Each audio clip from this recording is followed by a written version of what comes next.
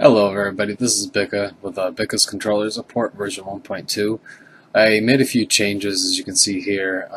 The red lettering is a action trigger, which if you hold a button down for longer than a half a second, it'll actually trigger a different option. Like here you can see chat menu is if you tap the select button, or if you hold it for at least a half a second, you can open up the friends list and etc.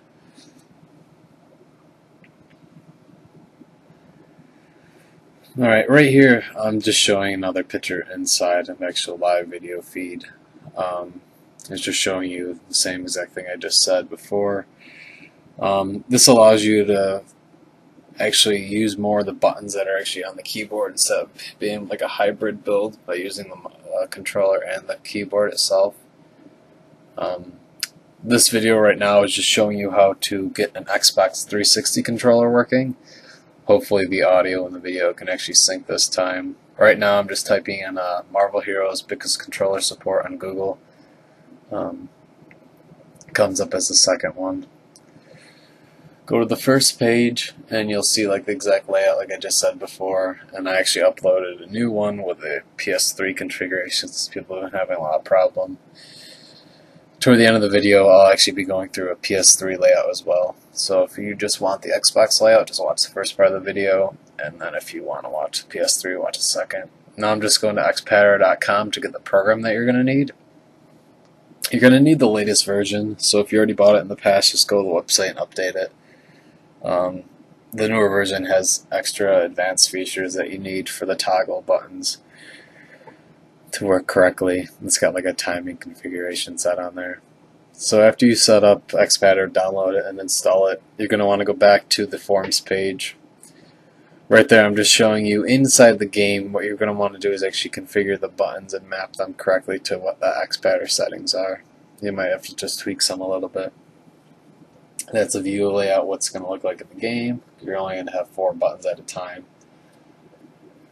But you have 2 toggle switches, so you really have twice as many. So just keep going down. It's toward the bottom. I organize a little bit better. The Xbox download files are under the big Xbox controller, so you click those and you download them. And then same for the PS3.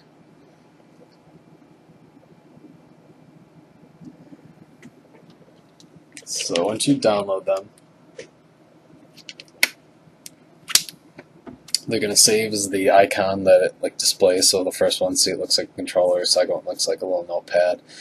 The first one is the actual layout for the Xpadder program, so it knows, the mapped buttons. And then the other one actually sets map buttons to key bindings. So you go to Open. I saved it to my desktop. Xbox controller. It says wireless receiver, but it works with a corded Xbox 360 controller as well. And then open up for the layout, Xbox 1.2, and this has all the new configurations. Right here you can actually switch settings if you'd like, sensitivity options, dead ranges, speed of the actual movement of it. I tweaked it a little bit from before when it was extremely fast, so now it actually has more accuracy. The yellow boxes, I'm just showing you now just the complex layout of the triggers. And then also the second set buttons now that you can set when you hold. You can see the yellow buttons on there actually trigger a vibration. Now I'm just watching Marvel Heroes.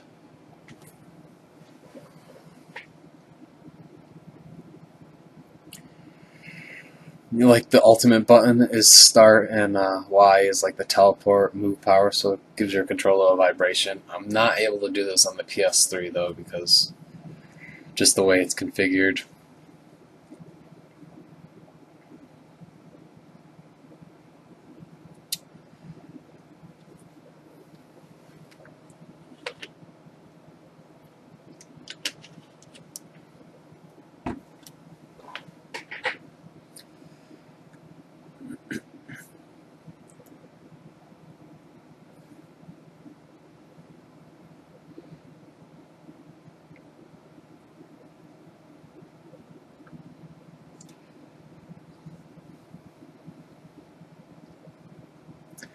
And so once you log in, what you're going to want to do first, you want to make sure the key bindings are correct, because if they are not, the buttons on the controller will not work. You can also change them in Xpadder, but I just find it's easier just to change it in-game.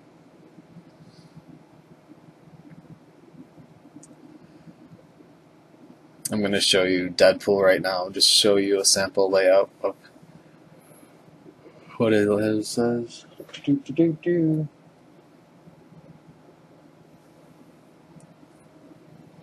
It's taking forever. Okay. So you go to Options, Key Bindings, and you're going to want to switch it. I have it set to default, so see how it says X, A, B, and Y? You have to switch that in-game to X, A, B, whoop, Y. Alright, and then make sure the bottom, these have to be set correctly too. I don't remember what the default settings were, but switch it to the numpad buttons 1, 2, 3. Resume. And now see the power layout at the bottom is not set up correctly. You can't have that many buttons with the controller layout because it's just not set up that way. So just delete them all off there for now. And then you can sub to your liking. Personally, I like to always put a teleport power or a move power in the Y button just because like X-Men Ultimate Alliance or X-Men Legends. And then I like to put an AoE where A is or X on the PS3. A basic power in X or square, and then a heavier power on B. But you can set it to your liking. This is how I like to set it up. If I can set it up correctly. Which is nice too, is like you can actually set it up where like one tab's all like ranged attacks, one tab's all close combat attacks, and the other tab could be just like random buffs and power-ups. Like the abilities where like characters fly and stuff, I like to have like it set to like the power set 3 or power set 2, so it's not always on, so I can use their quick dash or move ability without having the effects of just flying and freezing up in the air. So now I'm just showing you the examples of holding down the other keys. I have to switch it because I had it set up before where if you clicked B or O, it would actually close out all the windows, but I have to switch that in Xpadder right now. I already updated the file, so you won't have to do this, but I have to switch it. So what I'm doing right now is I'm switching so it also B, X is space, which space is bound to close all windows. So now when you open up a window, you should be able to click B, and it'll close out all the windows. So you can continue playing.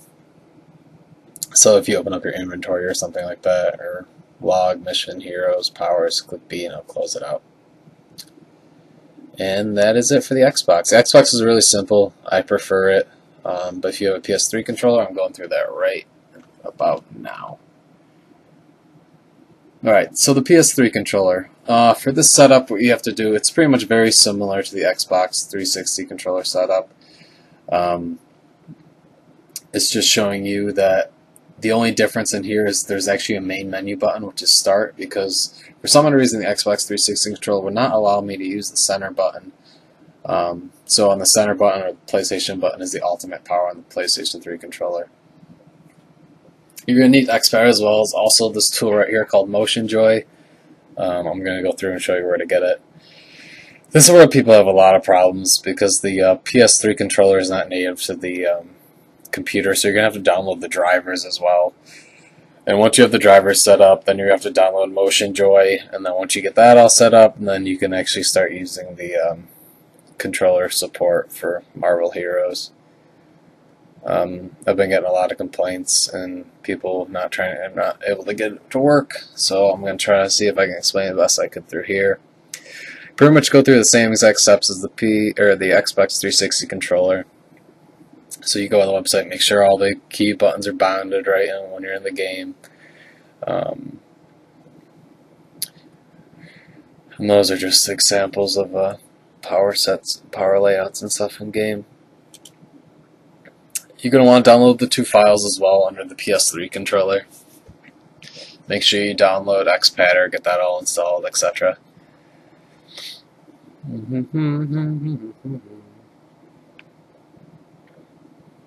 And I fixed the layout too because people were having a hard time with like left click and stuff. For some reason, the joystick was doing something, and the start button was just all messed up.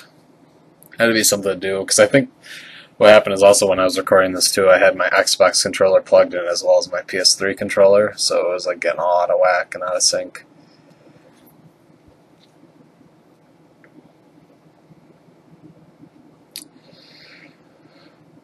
So after you download Xpadder, you're going to have to go back to the forums. I'm going to have this linked in the video as well, so you don't have to go to the second page. It just brings you to the MotionJoy website where you can download. It's the free. I'd recommend watching this video right here. It's a how to download drivers for the PS3 controller for PC. The guy does a really good job going through it. I just watched through it real quick just to make sure that it was the correct information and it'd be easy to follow. And I don't want to make something else if someone already had something up. So you go to MotionJoy and you want to download the latest file, which is the top one. It says it's testing, but it works. And then you click, I think it's Site 1, I think. Yeah, click that. It'll download it. And then you just go through, normal install. Alright, so once you have it installed, this is where it gets tricky. Alright, so you want to make sure that when your Xbox or PS3 controller is connected, you want to set it to DIX default PlayStation 3.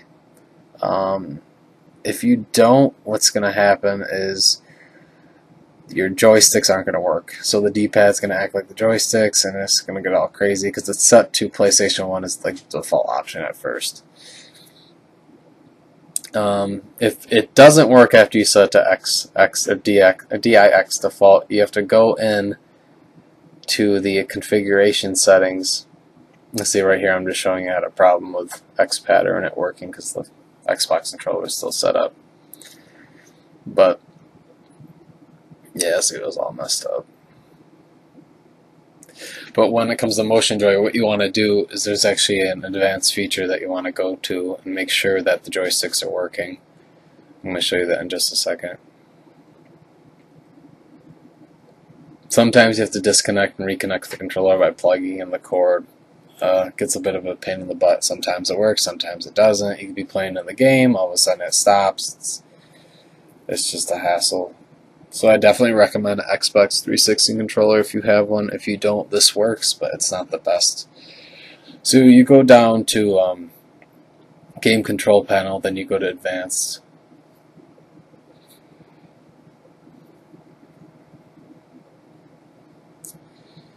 I'm still trying to figure out what's going on. It's all fixed, so you guys aren't going to have to go through this.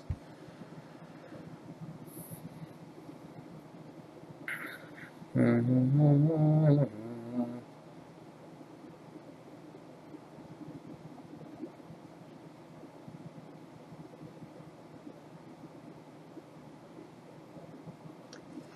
for some odd reason, maybe it's just my PlayStation 3 controller, but it always like tries to like pull to the left with the right analog stick.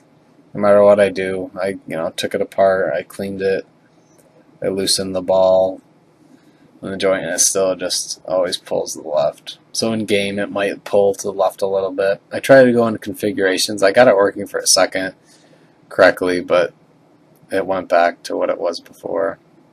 Maybe it's just my controller. Maybe it's some type of configuration settings with the drivers. I don't know. Here I was just trying to figure out why it was closing and the buttons are all messed up. So they're all fixed now, so you guys don't have to go through that.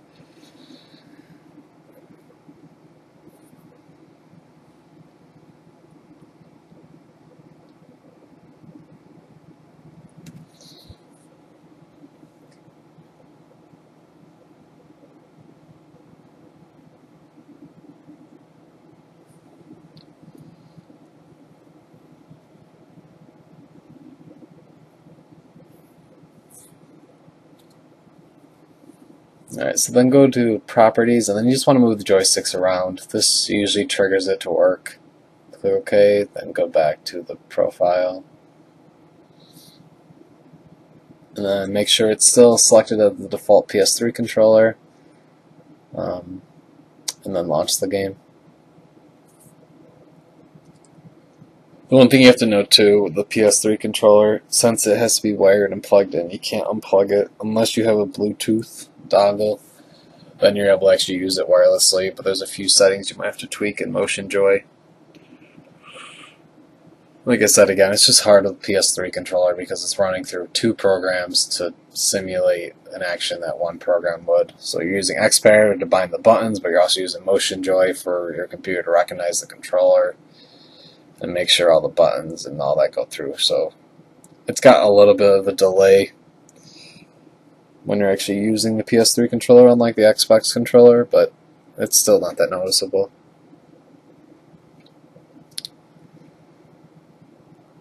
Alright, and then once you get into the game, you're going to have to switch the controls around. You can see how it's set to the Xbox still, where it's got X, A, B, and Y.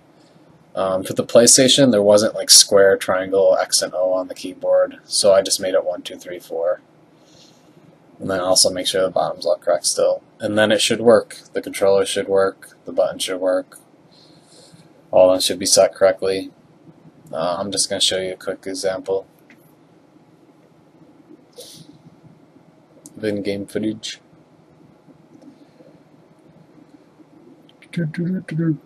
Well, on the website I have, or on the forums, I have different layouts for Cyclops, Wolverine, Nightcrawler, and I have a sample of Star-Lord as well. They're kind of like my mains.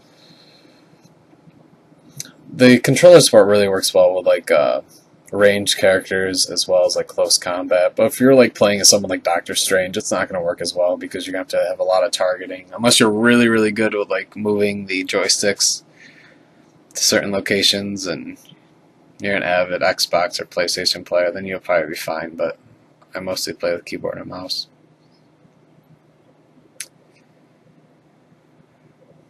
And then I just set it here so it's back as well, so I can escape with O.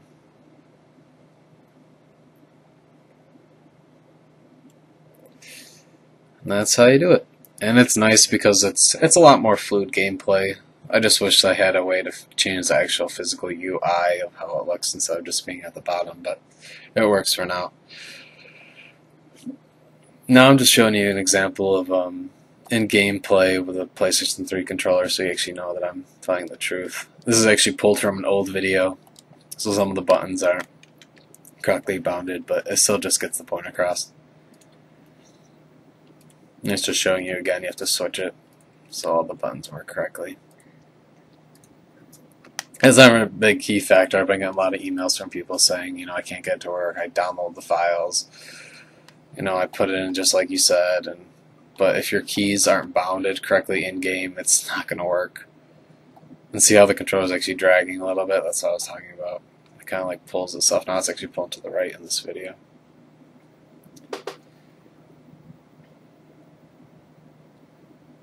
And then I also show a clip after this of the Xbox 360 controller working with my tablet. It works the same way on the PC. I just wanted to show that I actually have it streamed on tablet using Splashtop. It's a free app that you can download on Android or iOS devices that streams your PC to your tablet. And it works really well. I mean, there's a little bit of lag, but other than that, it works really well. I try to use one of the fastest character in the games with its teleport powers, Nightcrawler, just to show the consistency of how fast it loads, and it looks a lot better in person. My camera, I just use like a webcam to make videos, so it can't really capture most of the movements and all the frames, but it gets the point across.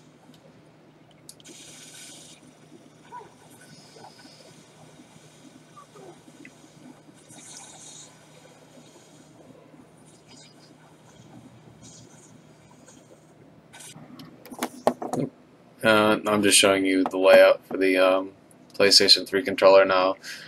So what I did is I wanted to make it so the X, O, triangle, and square were the buttons. Right joystick was slow movement of the mouse. Left joystick was like fast while walking. Now I'm just showing you it has to be plugged in for it to work because I don't have a Bluetooth dongle. And MotionJoy has to be on for this to work. Once it works, it'll start loading from one, and then I'll blink in the other colors. And then I'm just reinforcing that it has to be set to this, because if it's not, it will not work correctly.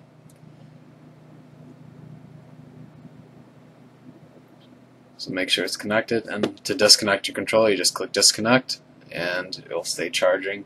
So if you want to use it for your PlayStation 3 or whatever, you can have it plugged in your computer and not interact with anything else. And it'll just blink on it's charging. And then you just unplug the cord, plug it back in to connect. And that was it. If you guys have any questions, post on the video or on the forums, and I'll get back to you as soon as I can. Thank you.